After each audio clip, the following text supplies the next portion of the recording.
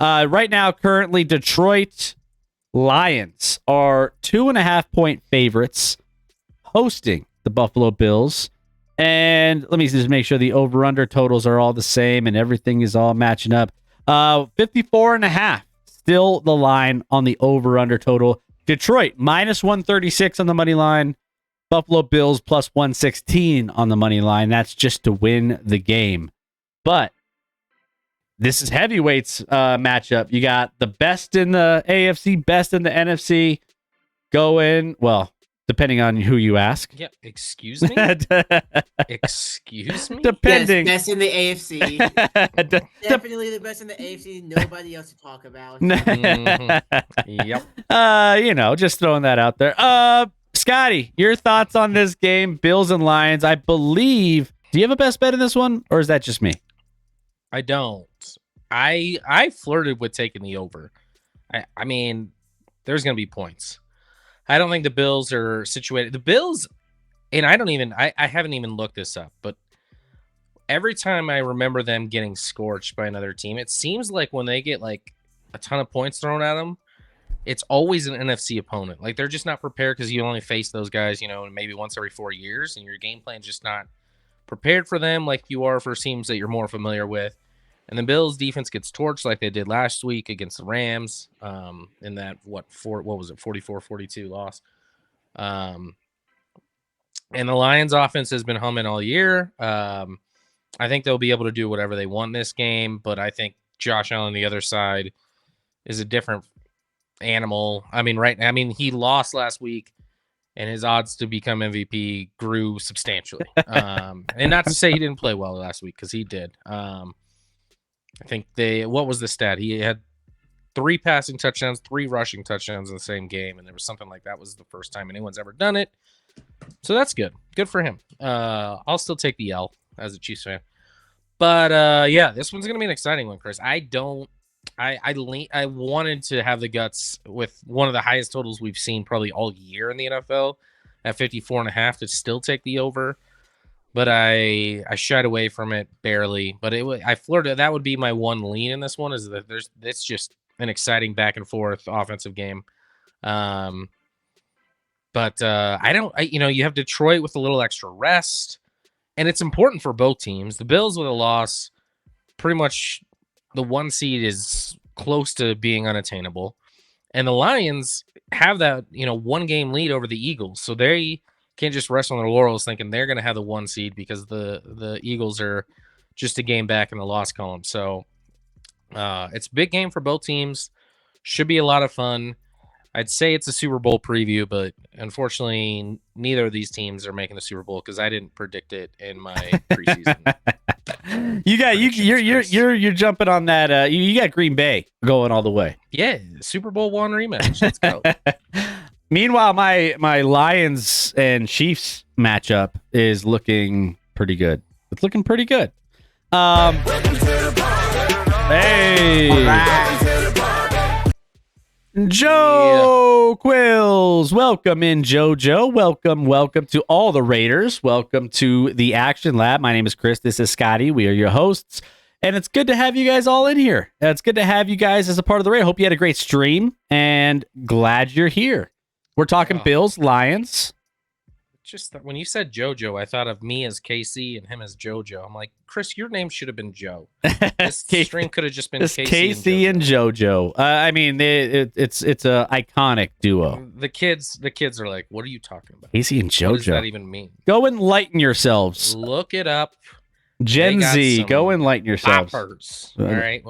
Bops. Just some R&B hits. Bops, as the kids say. No, it's good to have you guys in. Guys, if you're new to the channel, let us know who your team is and where you're from. So I have a best bet, but it's part of a teaser leg. So I ended up getting the Buffalo Bills up to 8.5 from 2.5. So teasing them up, knowing that they could probably try to hang with this Lions team.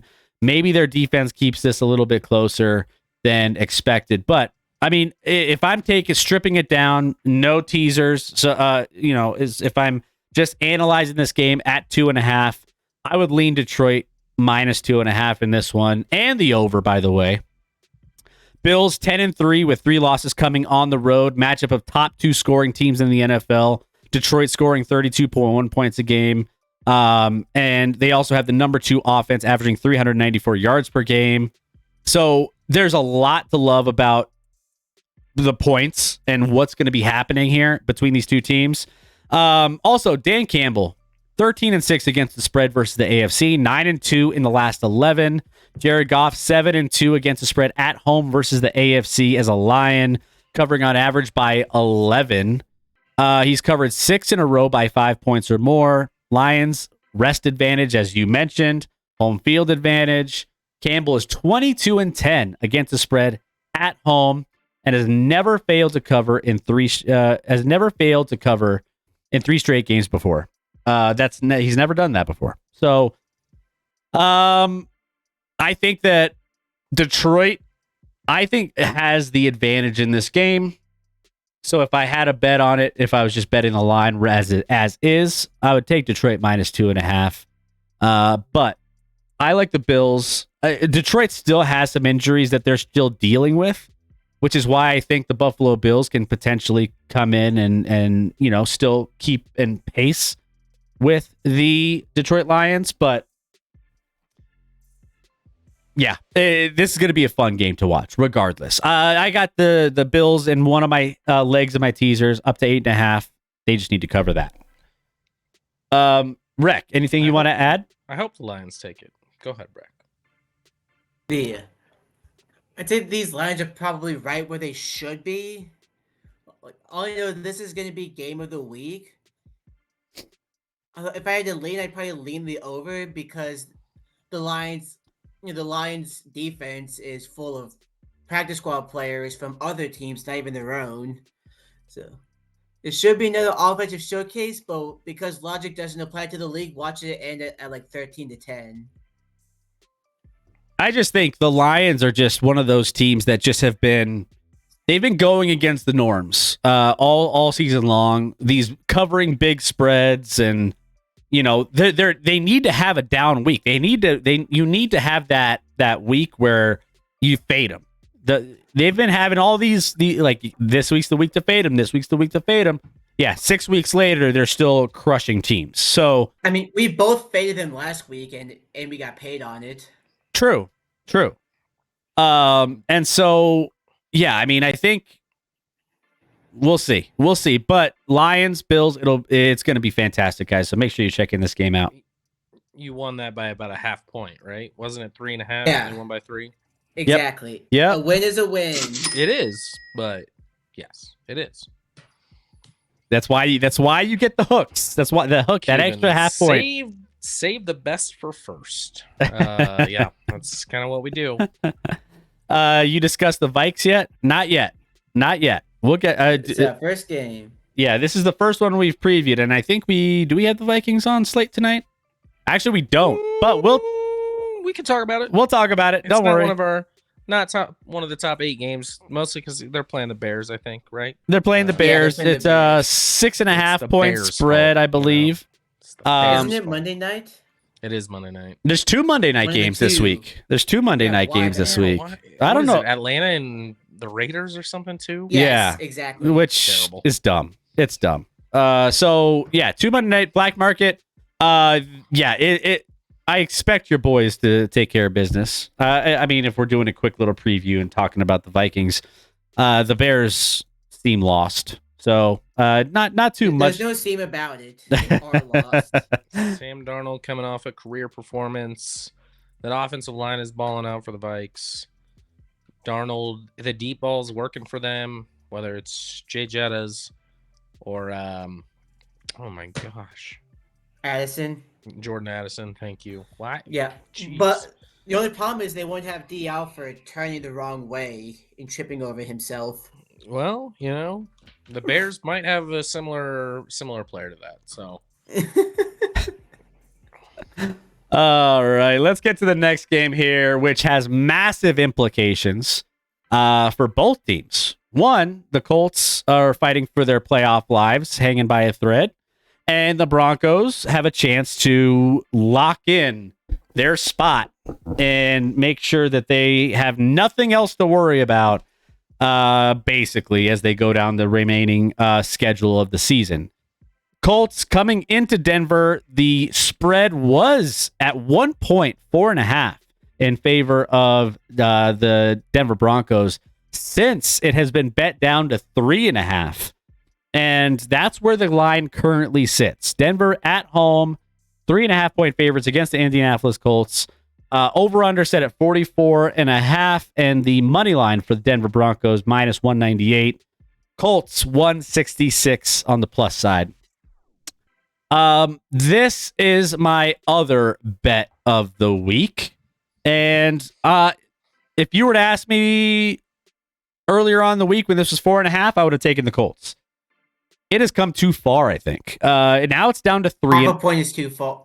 Oh, it's 3 now? It was 4.5. It's down to 3.5. It's dropped a full point since the beginning of the week. It's 4 on DraftKings, but I don't know where Chris is looking. I got it right here on FanDuel Sportsbook, minus 3.5 at minus 112. It could be 3.5 at some spots. I know right now on DraftKings it's 4, but yeah. Yeah. So I have it. I got it at 3.5, which I love, and I think it's just too much. And a lot of the action came in early on the Colts. So Broncos, strong home field advantage. They're better at home. Especially, I like the matchup against an indoor team in December, even though it's supposed to be really nice this weekend. I think it's supposed to be in like the 60s, it's like 60 on Sunday and sunny. So it's not like the weather's going to be too big of a factor, but the Broncos have a great rush defense, and it's just a great defense in general. Anthony Richardson, I think, is going to have to use his arm more so than anything else, and I just don't trust what he does with his arm, and I think that could turn into a disaster quick. Broncos offense looks good when not facing an elite team like Baltimore or Kansas City, and even Kansas City. That was kind of a rough game for Bo Nix generally across the board. I know without the turnovers, they got kind of a little dominated by Cleveland. And so I just think there's just too much to like here when it comes to the Denver Broncos in this spot. So yeah, it's more of fading Anthony Richardson more so against this Broncos defense than it is highlighting the Broncos offense in this one.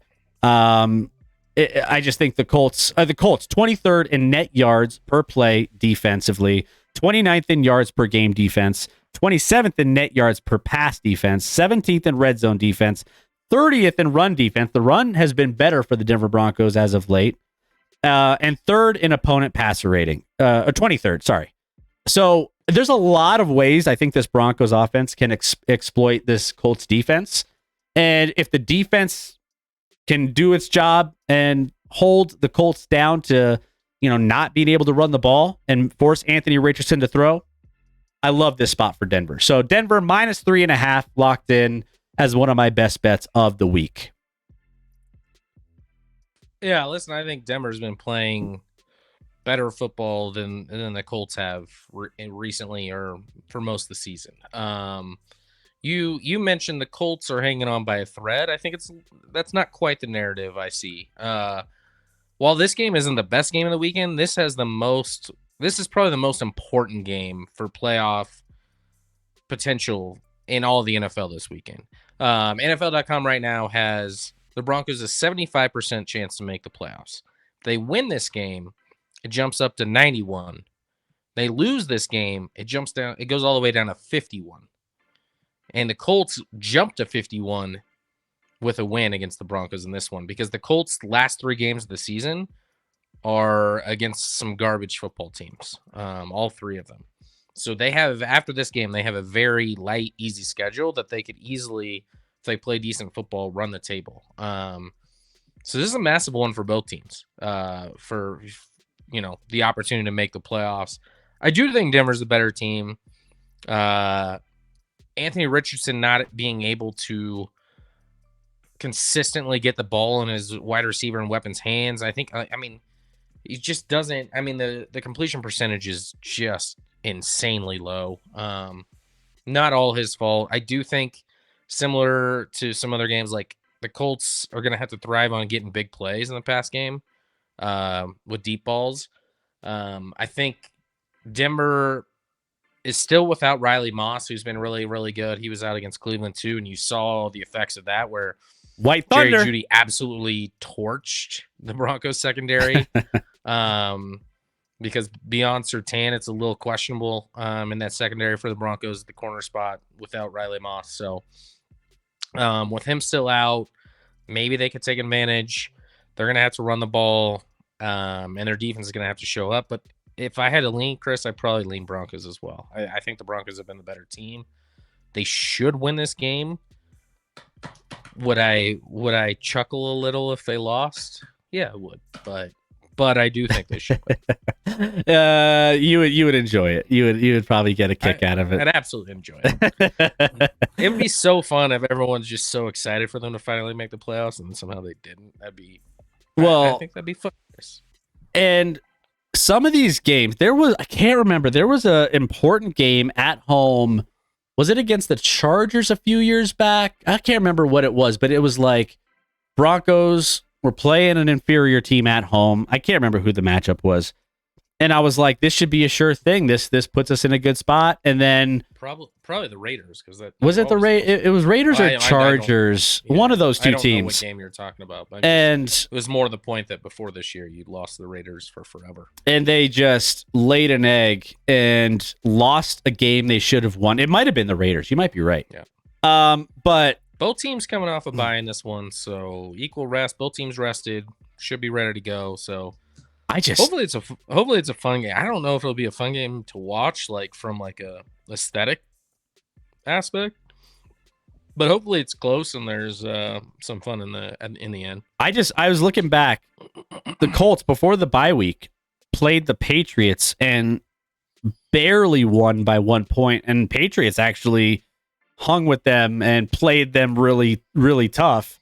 And I'm thinking, Patriots.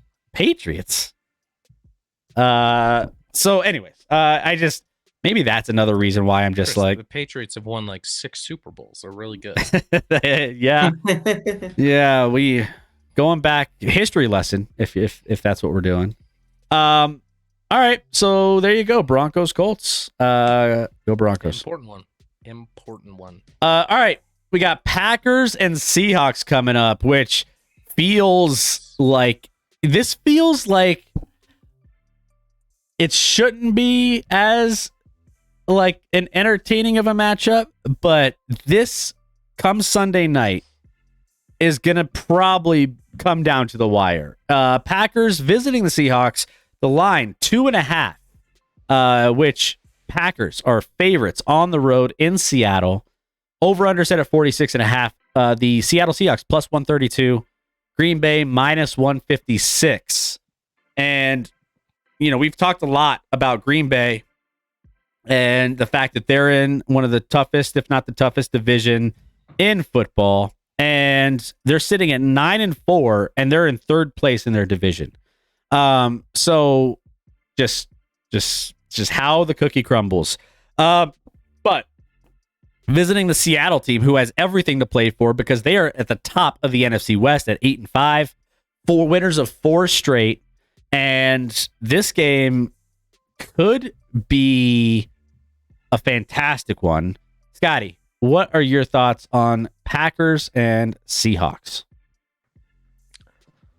I feel like every time I've bet a Seattle game this year, I've faded them. And it hasn't worked out for me. I keep thinking, like, I don't know that Seattle's that good, but man, have they stepped up recently, including a blowout win last week and a big one. They still sit at 8-5. I know everyone wants to talk about like the Rams, who had a big win against Buffalo, and then you have the Niners looking like the Niners of last year a little bit against the Bears last week. But I'm sick of sleeping on the Seahawks. I think Green Bay has less to play for in this one. You talked about their third in their division. They have no way of winning their division, but they're going to make the playoffs. They're pretty much assured of being a wild card team at this point because they're 3 games behind Detroit and they lose the tiebreaker to them. So they're out on the division. I don't know that they have a ton to play for. I don't love the fact, because I'm taking Seattle in this one, but I got it at +3. I don't love that. Oh, my son's down here. Sorry. I don't love the extra rest that the Packers have, but and coming off a Detroit game where they're probably frustrated, but like I feel like the Packers have played a decent amount of close games this year. I think Seattle's starting to thrive a little bit. You get the home field, you get Sunday night there. Yeah, if at 2.5, I don't like it, but I think this one's going to be a close game. So getting Seattle +3 at home, I will take that, and I'll be right back, Chris. All right. It's got to take care of business. So yeah. All right. I have. I go back and forth on this one. Seattle.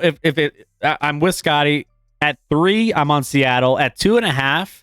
It's tough not to think about Green Bay, given the fact that the Green Bay Packers have been playing some pretty decent football. But I still come back to the fact that since the bye week, they're just the Seahawks have just gotten healthier on both sides of the football. Seattle's offense 400 plus in 3 straight. And the Packers defense has looked vulnerable against anyone not named Brandon Allen since the bye week. Packers offense has been held under 300 in 3 straight, while the Seahawks defense has been fantastic. So for me, the Seahawks at home, Packers traveling out west, the Seahawks feel like the right side if you could get 3. But right now we're sitting at 2.5. Seahawks, obviously, great teaser candidate, getting +8.5 against Green Bay. Honestly, I think you could sprinkle money line on the Seattle Seahawks just to win the game outright, and you might be in a decent spot. But if you want a little security, Seattle +8.5 as a teaser leg, I don't think you can go wrong with that. I think Seattle's in a great spot to keep this game closer than expected, if not win outright. As far as the total goes, I think the total might lean towards the under. It was at 46, now to 45.5. LaFleur is 9-3 to the over in his last 12 spots as a road favorite, which is why I'm like questioning it. But I don't know. We'll see. I'm more confident probably in the teaser leg than I am the under total. Rec, anything you want to add?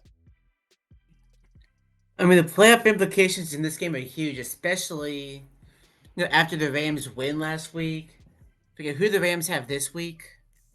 I forgot who. I feel like they should have a decent game.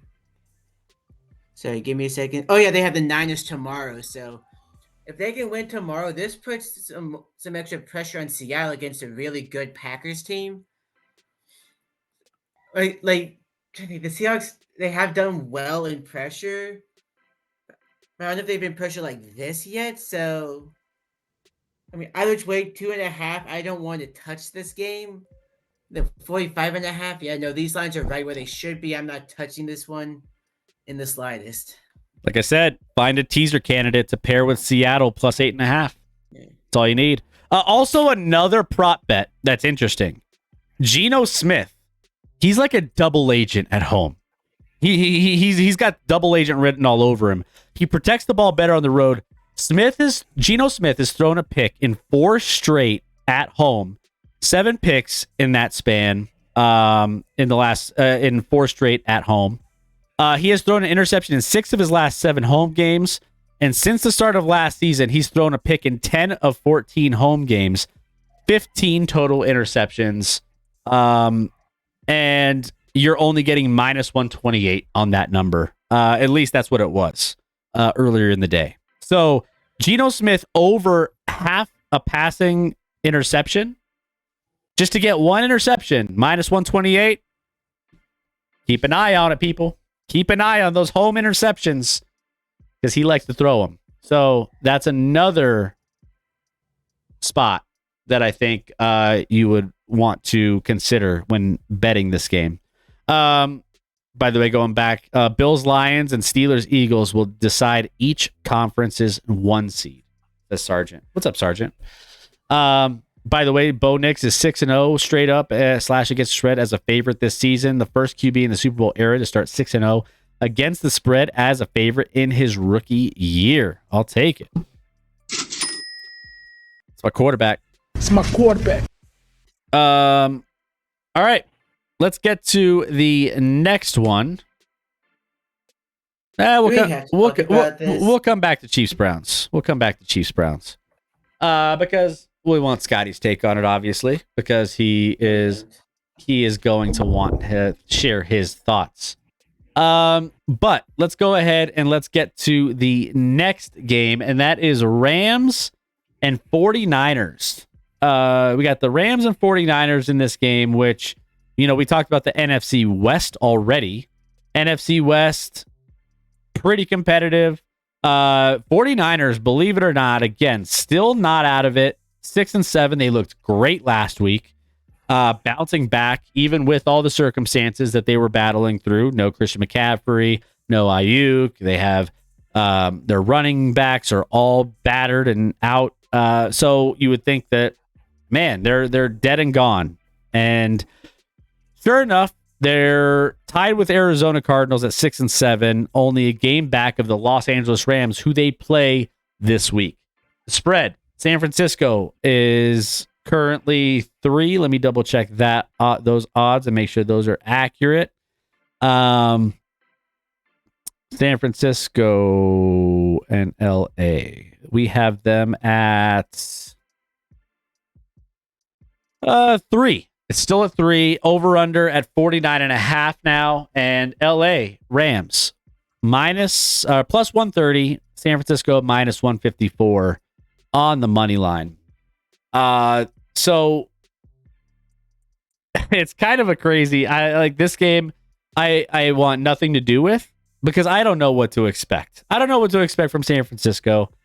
I don't know what to expect from LA. Both teams are kind of, if you're buying stock in any of teams, I mean, you've been buying low on the Rams and the 49ers and hoping that they would turn things around. 49ers and Rams both have won and been successful in recent weeks. And the offense of LA has been looking really good, especially with everyone getting healthier, I should say. And San Francisco, again, kind of a shock last week. I didn't expect them to just go crazy like that, but like I said, both impressive wins on Sunday. Rams. I just feel like the Rams offense is enough to keep this 49ers team honest. I just think that Cooper Kupp, Puka Nacua, and Matt Stafford, just when you have those 3 players on offense, it's just really hard to count them out of any game, and especially them getting points with an offense like this.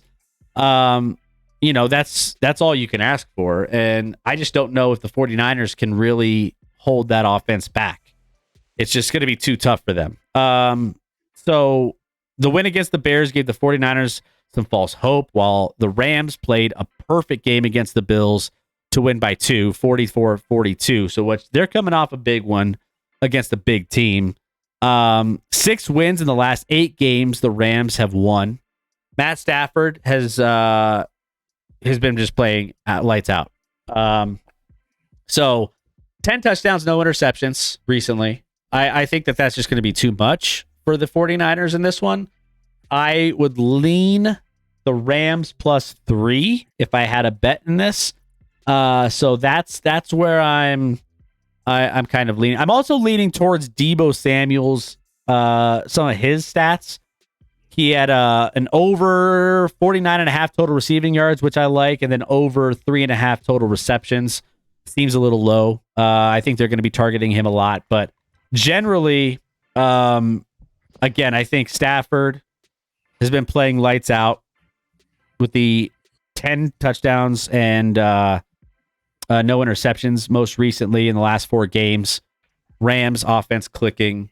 I think it's going to be tough for the Niners to keep pace. I would lean for the LA Rams plus 3. Yeah, sorry. I'm back. How'd it go? My son came down. Yeah, no, A night terror for my daughter woke up my son who came down. So Ah. if you've ever had kids and they have night terrors, it's actually more terrifying for the adult, I think. It's One of like one it's of, wild. one of Lauren's college roommates had night terrors and woke her up just screaming, and then would just like stare into space and then just fall back asleep. Like within 30 seconds. And it was just like Lauren's just sitting there awake, staring over and like, what just happened? It's crazy. Yeah, my daughter right now like will wake up. It's rare, but like when it happens, it's like she wakes up and she's like saying words that in sentences that make sense but don't make sense at the same time. Like she's like pacing around and like, I want mommy, and mommy's right there, of course. And then she's like, and she'll come and hug me and be like, oh, but like it doesn't comfort her. Like she still doesn't really get it. And then she like went and laid in her bed and was like, what am I just supposed to do? Lay in this bed? This is so weird. And like, and she's hysterical and crying and screaming. And it's like, I don't know who this person is. But anyway, do we really know what these two teams are, Chris? Good That's question. the question. Yeah. I did not make a bet in this game, I think, right? Nope. No. Okay. I would lean the 49ers here, Chris. I just think people, the casuals, the public are going to be all over the Rams. The Rams just beat the Super Bowl champion Buffalo Bills, the greatest team to ever exist. They took it to them. Their offense was incredible. This and that. I think the Niners, a division opponent, is going to prove to know a lot more of how to stop what the Rams do. I don't know if the 49ers figured stuff out last week against the Bears, or that was just the Bears being awful like the Bears tend to be. But, Brock Purdy played well. The offense was humming. They're not fully healthy, obviously, and won't be for the rest of the year. And I don't even know if they win out, if that they could even, with winning out, would make a playoff spot. And I hope they don't. But I just have a weird feeling this one. I at least that the Niners win. Like money line Niners feels pretty good to me for some reason, just because I think the entire world's going to be hitting the Rams this week. Like I haven't seen the percentage of bets and total money, but it has to be stacked on LA at this point. 77% of the public, 75% of the money. Yeah. On the Rams. Yeah. So that makes me a little nervous with the Rams. I know they played great last week, at least offensively, and got a big W, and maybe they're rolling. Like Puka balled out last week. Stafford looked great. When now you face a division opponent that knows what you like to do a little bit, it might be a little more grinded out than last week. And I already talked about how the Bills don't seem to play well defensively against NFC opponents for whatever reason.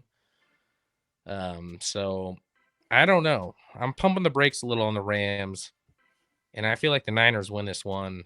It opens the door for the Seahawks to maybe be the only berth in the NFC West. Yeah, this division's kind of all over the place. I can't wait to see how this unfolds. But all right, let's get to your boys, the Chiefs at the Browns. Now, this one, Chiefs visiting the Cleveland Browns, and the current line 4.5 as we sit right now, according to FanDuel Sportsbook. Browns 4.5-point underdogs at home. 176 plus 176 for Cleveland, minus 210 on the money line for Chiefs, and 44.5 is the total. Scotty, you have a best bet in this game, but it's not on one of the sides. No, I think what people are missing with all of these close games a little bit with the Chiefs is that the Chiefs offense is good at sustaining drives, but they're not good at scoring quickly right now. It's long sustained drives. I mean, in that second half of the Chargers game on Sunday night, both teams had the ball 3 times. There were 3 possessions each that half.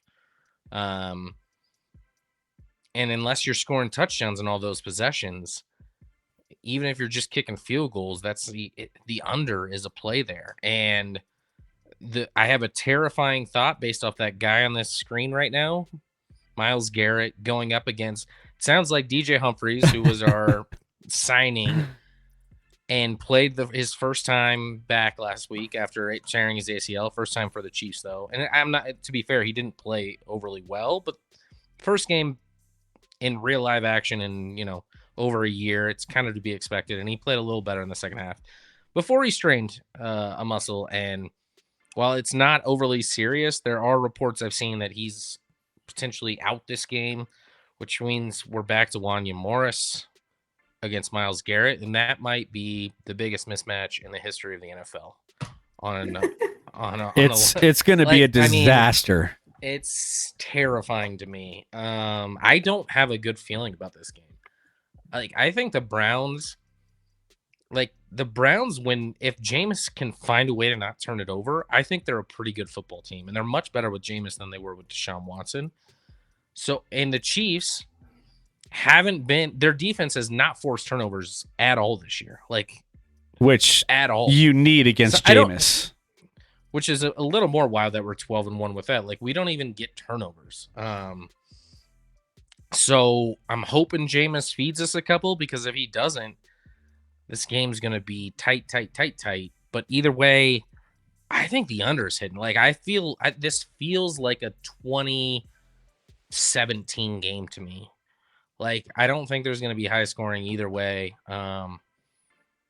And yeah, I'm nervous about this game. I don't have a good feeling. You remember how I was nervous about the Broncos game? Yeah. I feel the same about this one. I feel the same way. And it took a blocked kick and the Broncos won. I just don't have a great feeling about this game, because this is our last game against a team that with a losing record, but also the Chiefs have to bounce back, play next Saturday against the Texans, and then they play Wednesday. They play 3 games in the matter of 10 days, which NFL, it's crazy. Go fuck yourselves. It's crazy. That should never happen, but it's all about, ratings and eyeballs and viewership. Oh, you're concerned about that. It's about the Chiefs going through that. Both teams have to do it. It's not great for either team, the Steelers or the Chiefs. Stupid. Yeah. I'm not saying the Chiefs have a disadvantage. It's bad for both teams. Having to play 3 games in 10 days should not happen in the NFL ever. I mean, the more you talk about this game, the more I just feel like I should probably be on Cleveland plus 4.5.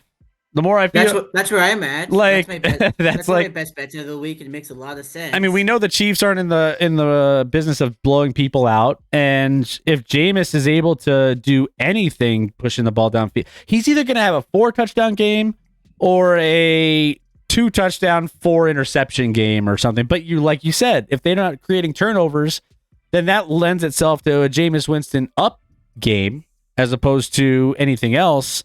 Casey 30th in passes of 25 plus yards allowed in the last 5 weeks. Casey 2-3-1 against the spread on the road, and Pat Mahomes is just 11-15-2 against the spread as a road favorite of 4.5 points or more, and just 2-8-2 in his last 12 such spots. So I mean, this kind of lends itself to Browns plus 4.5. If we're talking about maybe a game that might surprise some people. I mean, if that's the case, Scotty, I mean, are you even maybe a sprinkle on the money line? I mean, the money line. Oh, I wouldn't bet the money line. Plus 176. We don't lose games, Chris. We just make it terrifying at the end. So 4.5 plus 4.5. I'd take the spread a lot more than the money line. Yeah. So interesting. I think the Chiefs have lost 7 straight against the spread now. There was a stat where no team that has this was Adam Schefter, and I was about to bring it up. It's actually the dumbest stat I've ever heard in my life. Is it the one where it's no team who has won a Super Bowl? Won a Super Bowl has lost 7 consecutive games against the spread. Yeah, correct. That's literally the dumbest thing I've ever heard in my life. That stat does not correlate at all to me. Is there? I would challenge you, someone who's lost against the spread 7 straight weeks, but went 6-1 in those straight weeks. That's never happened before. So if it was like they were underdogs all the time or something and they were losing, or like, but they're favorites every week outside of the Buffalo week, which is the one they lost. But I respect the hell out of Adam Schefter and all that he does, but that stat is one of the dumbest stats I've ever heard brought up to like why a team would not win a Super Bowl because they didn't win against the spread for 7 straight weeks. That's just idiotic. Well, yeah, he's throwing it out there. So hey, He's throwing it and it's dumb. It's very dumb. So all right, well, 4.5 and Rec. No team had ever won a Super Bowl with a quarterback that had the percentage of salary cap that Mahomes has had, and he's done it 2 straight years now. So maybe they're just built different, Chris. Maybe they're just different. He did 1 week without Scott being salty about his 12-1 Chiefs. I was just saying that stat is just not even worth mentioning. But go off, Shefty. All right, well, let's move on then. Dolphins at Texans. Here in this one, Dolphins visiting Houston, and the spread. Dolphins 3-point underdogs on the road visiting Houston. Over under set at 47 in this one. Money line is Miami plus 124, Houston minus 148 in this matchup. And this game, Tua's trying to do something and try to get back into a playoff picture. They have a lot of work to do. But I think this is a chance for them to do it. And I believe, if I'm not mistaken, this is one of my best bets of the week. I have the Miami Dolphins as one of my best bets of the week, +3. I'm still not sold that the Texans have figured things out completely. And I'm still not sold that they're going to be able to hang with a Miami team. Miami playing in some good weather in this one, in a controlled environment, I should say. And I think that they're going to be able to move the football. Their offense is looking, a lot better with Tua in the lineup.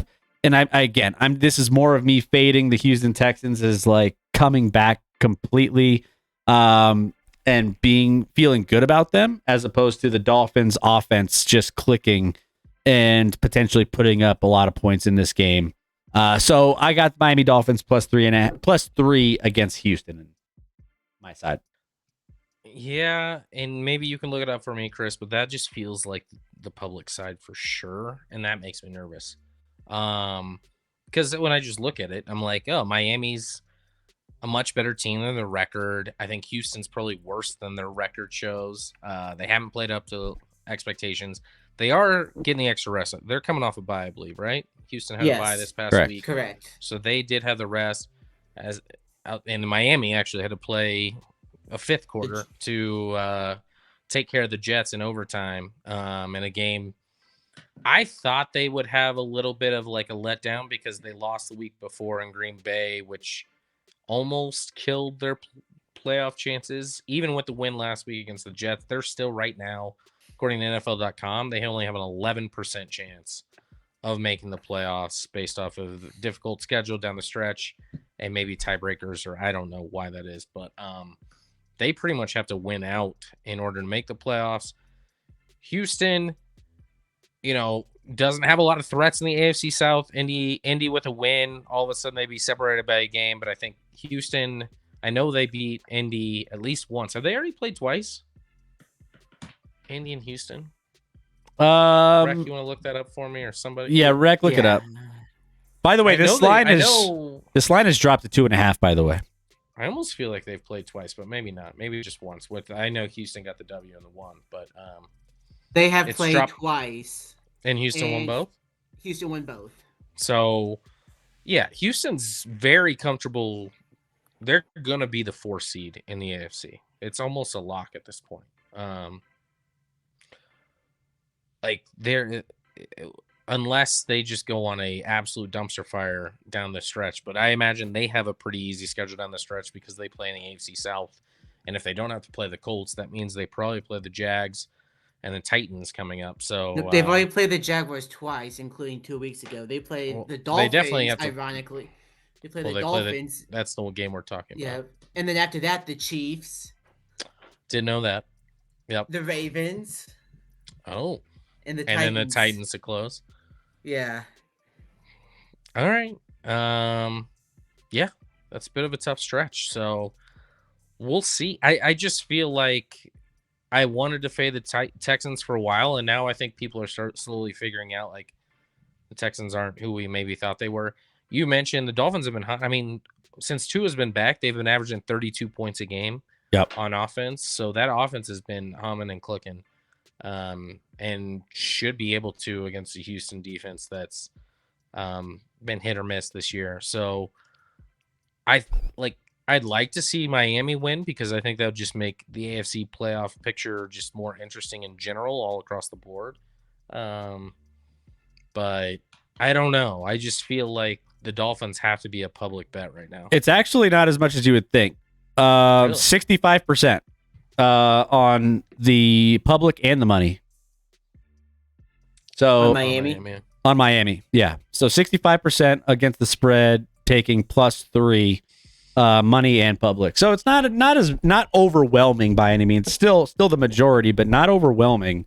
Not like 85 or 90%. So some people still believe in this Texans team.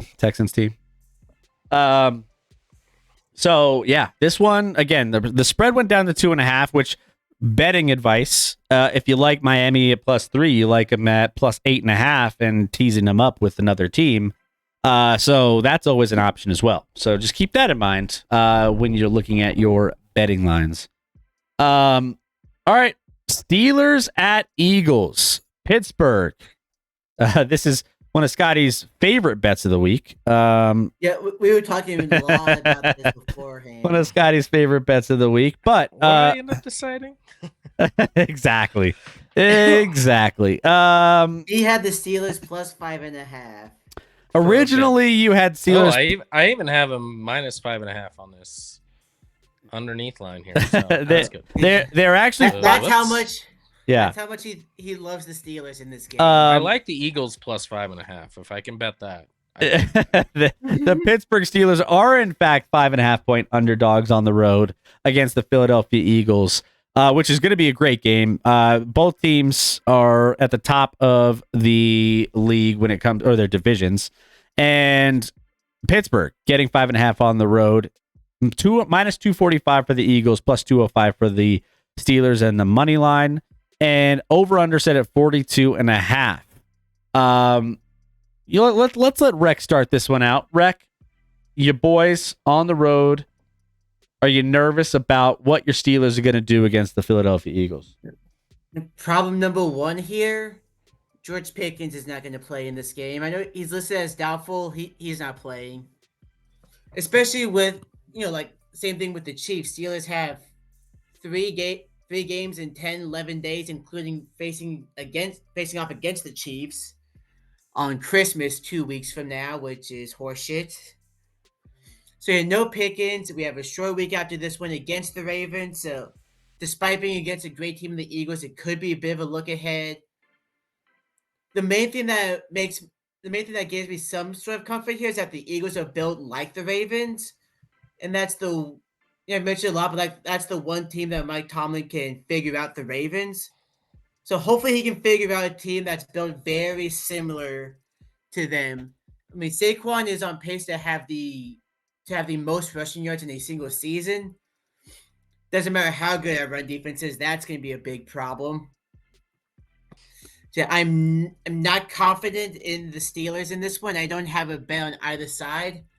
Ironically, my bets are on Steelers receivers on OddsShopper because of the absence of Pickens.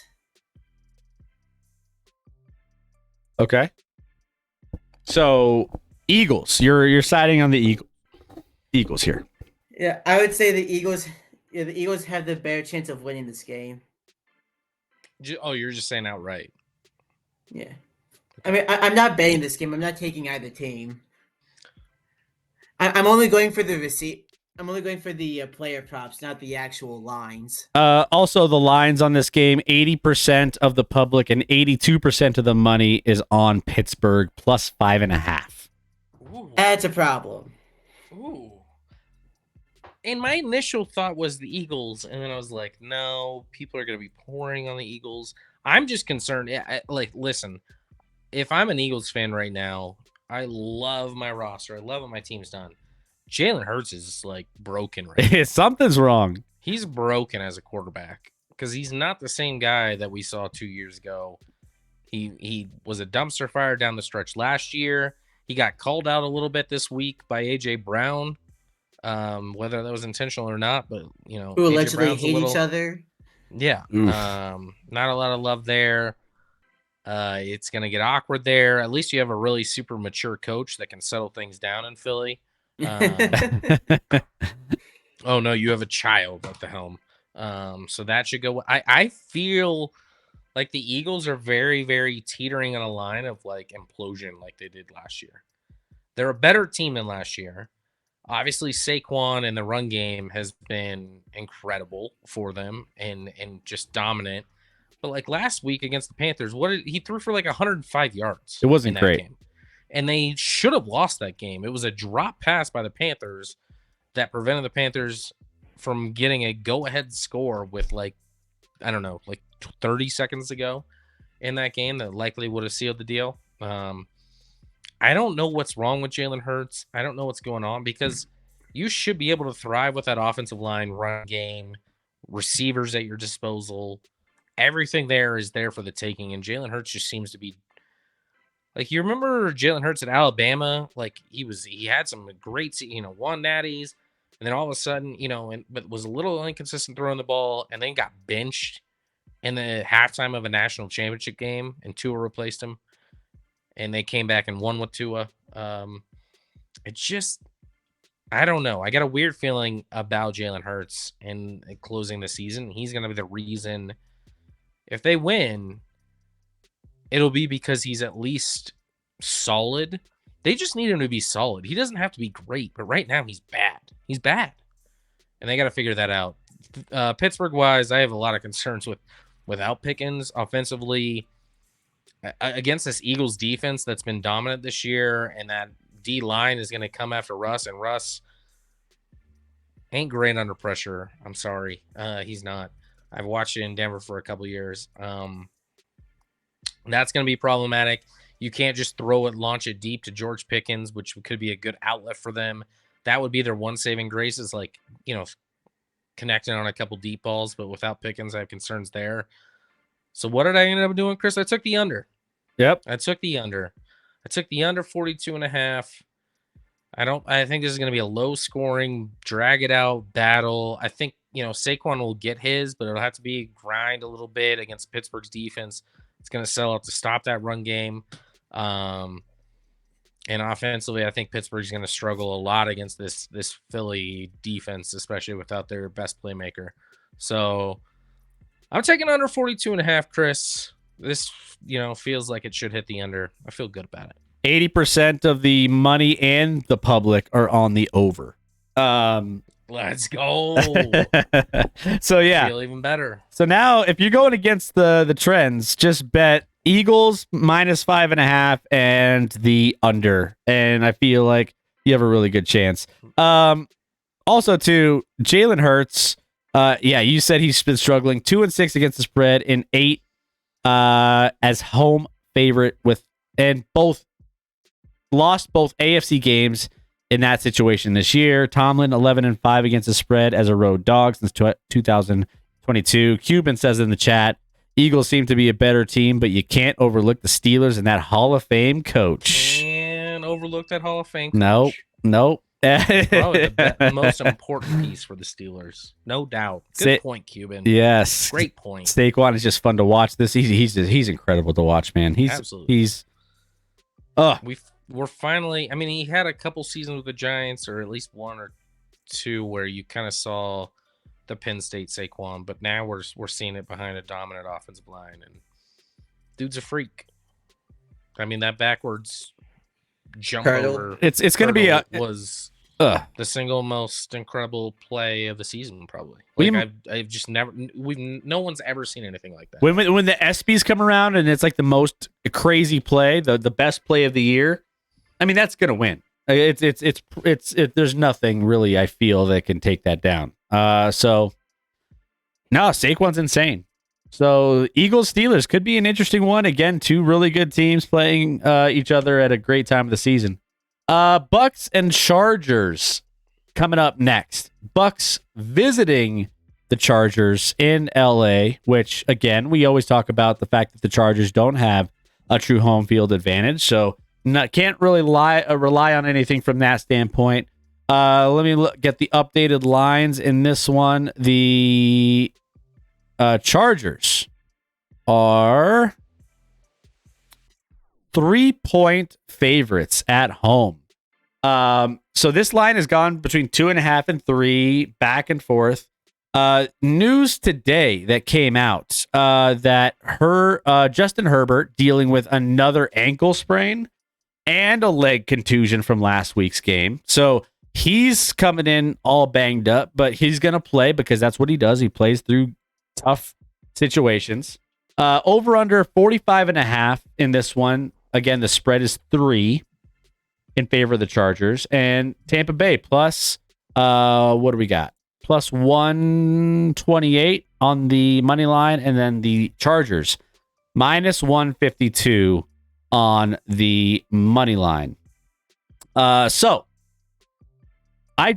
for me, this is one of my best bets of the week, and I also am leaning on the Bucks plus 3. I got this at 3, and I just think that for a lot of the reasons that we just discussed, the injuries and the banged up nature of the Chargers, especially with Justin Herbert, they fell short after a pressing second half rally against the Chiefs. That's 3 games now where the offense has failed to gain 300 yards. The Bucks, I mean, I feel like anytime you doubt Baker Mayfield, or, Baker Mayfield is always going to keep you in games. So Chargers tend to keep games fairly close. Their running game kind of lends itself to that a little bit with how they like to control the game. They've struggled against playoff caliber teams, which is why I think the Bucks at this point should be able to keep pace with the Chargers and maybe win by a field goal or even in a close game. Even if the Chargers win this game by a really close margin, I like the 3 I'm getting with Tampa Bay. So I got Tampa Bay plus 3 as a best bet of the week. Yeah, I don't know how to feel in this one. I think the Chargers are probably better than Tampa Bay. I think Tampa Bay is a fine team, but like their 3-game win streak right now is against the Giants. They beat the Panthers by 3, which big win there, although they shouldn't have won that game. They should have lost that game. And then the Raiders they beat last week. I mean, and now their schedule after this is like Cowboys, Panthers, and Saints. Like the Bucks are someone, if they make the playoffs, I'm gonna fade so hard. Because I don't fully buy them. I love Baker's, bounce back mentality and what he does. The Chargers, without a couple pieces, J.K. Dobbins, probably still no Ladd this week. So that doesn't help. You talked about Herbert being banged up a little bit, but like I don't think he runs the ball really much anymore, and like they'll just shoot him up and he'll probably be fine. He'll look fine and normal for this game. Yeah. I don't know. I think this is an important game for both teams. The Chargers, this only a win here pretty much locks up a wild card spot for you. For Tampa Bay, you have a game now cushion against Atlanta, but you lost to Atlanta twice, so you lose the tiebreaker against Atlanta. So you got to keep winning. And Atlanta has a pretty easy schedule down the stretch as well. So important game, big game for both teams for playoff reasons. I just don't have a great feel on who's going to pull it out. I think if everyone's healthy in normal situations, I'd lean Chargers a little bit. Partially coaching, partially just style. And the Chargers defense is one of the best in football. I mean, Kirk Cousins made him look really good. So, there's that. I think the Chargers have the. Are you talking about the Chargers or Bucks? Chargers. I think they have the lowest points per game against in the league. But they also haven't really been generating turnovers a ton outside of. Yeah. They haven't really exactly been creating turnovers. Sometimes points are important too. Yeah. Either way, I'll be rooting for the Bucks in this one. I'll take a Bucks win. A Bucks win. I'm sure you will. And a Broncos win. Sure you will. See, yeah, you're biased on this one. I'm actually more on the Chargers now. I'm on the Chargers. Don't you cheer for the Chargers? I know how you truly feel about them. This is a biased bet right here. No, this pure analytical. Pure. This is exactly. I feel. I'm a Baker fan. I love me some Baker. So give me the Bucks. The Chargers, by the way, 15.9 points per game given up, which is 2.1 points clear of anyone else in the league.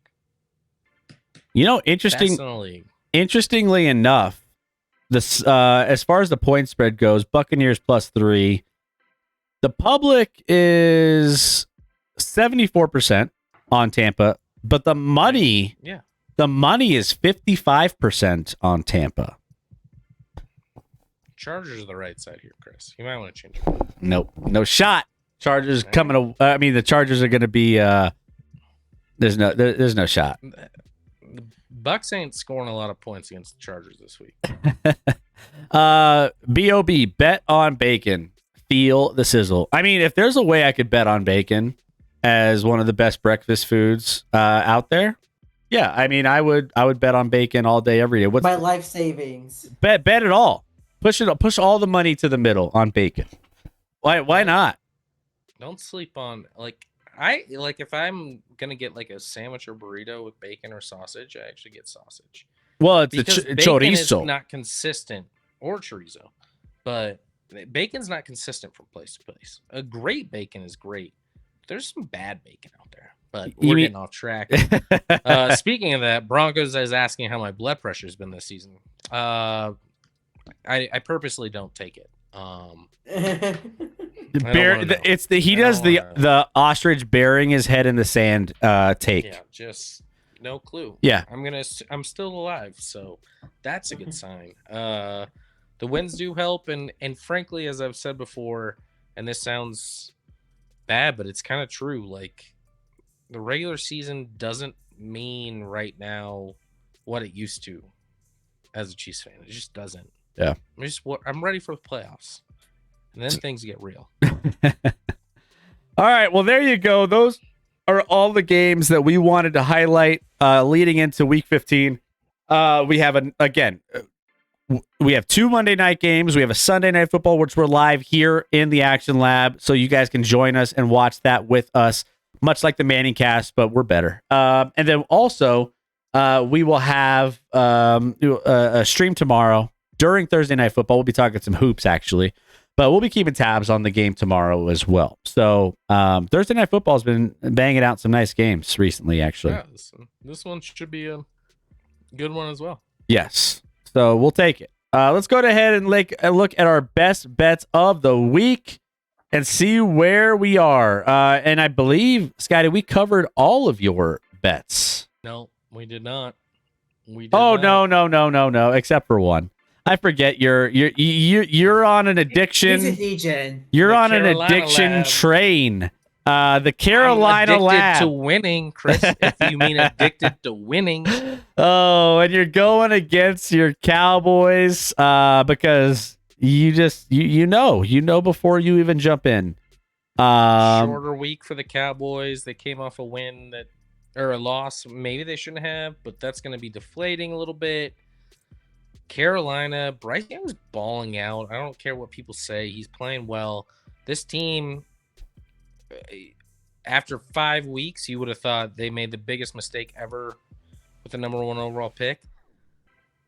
He's okay. They got to get weapons around him. They don't have a lot of weapons around him. And frankly, He doesn't need a line.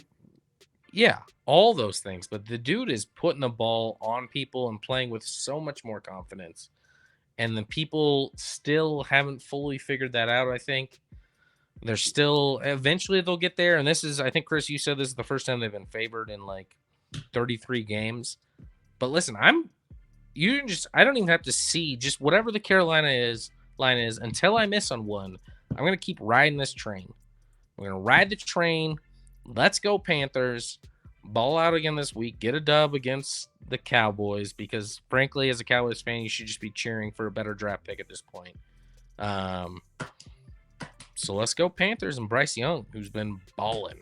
I'm just saying that Cowboys team keeps hurting Super Cooper, trying to sabotage him.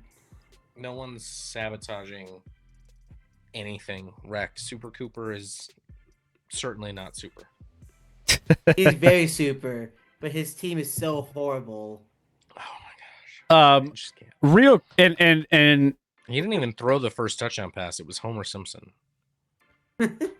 And additionally, the Carolina Panthers have, I said this before the season started, my favorite player, Xavier Legette.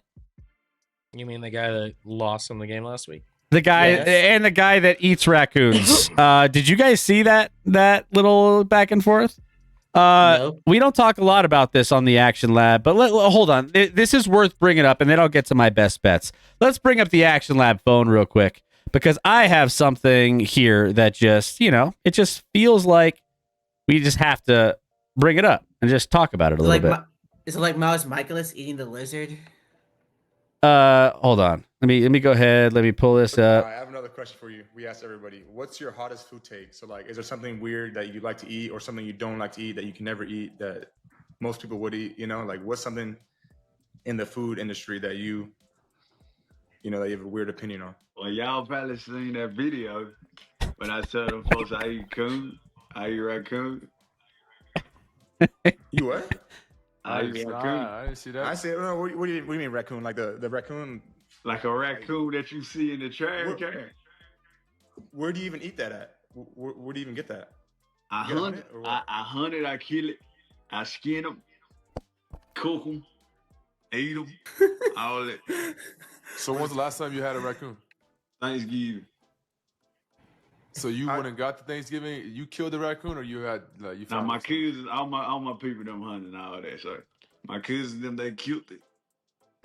They called me like, yeah, we got that coon. We get that coon. Yeah. That sounds crazy. We got that coon. Yes. Wait, what does it taste like? I have another. So there you go. Scotty, you had a nice surf and turf for Thanksgiving.